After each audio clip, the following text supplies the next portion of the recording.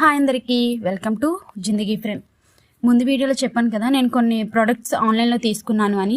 అవి దేనికోసమో కూడా మిమ్మల్ని గెస్ట్ చేయమన్నాను. దేనికంటే వైరల్ దుబాయ్ కునాఫా చాక్లెట్ కోసం చేశాను. టేస్ట్ అయితే అదిరిపోయింది. పక్క మీకు కూడా నచ్చుతుంది. ఎలా చేసుకోవాలో ప్రాసెస్ చూసేద్దాం, వచ్చేయండి. ఫస్ట్ డార్క్ కాంపౌండ్ని చిన్న చిన్న పీసెస్గా కట్ చేసుకొని డబల్ బాయిలింగ్ మెథడ్లో మెల్ట్ చేసుకోవాలి. మెల్ట్ చేసుకున్నాక చాక్లెట్ మౌల్డ్ మంచిగా స్ప్రెడ్ చేసుకొని ఫ్రిడ్జ్లో పెట్టుకోవాలి. ఈలోపు మనం స్టఫింగ్ కోసం రెడీ చేసుకోవాలి.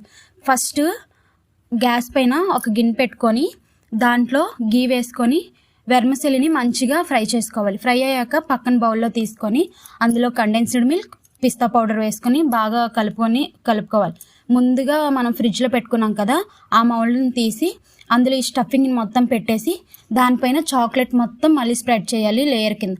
దాన్ని మంచిగా బబుల్స్ ఏం లేకుండా కిందకి ట్యాప్ చేసి ఫ్రిడ్జ్లో పెట్టుకొని కొంచెం సేపు తర్వాత తింటూ ఉంటే అబ్బబ్బా టేస్ట్ అయితే నిజంగా బాగుంటుంది. ఒక్కసారి మీరు కూడా ట్రై చేయండి. వీడియో నచ్చితే లైక్ చేసి సబ్స్క్రైబ్ చేయండి. Bye bye.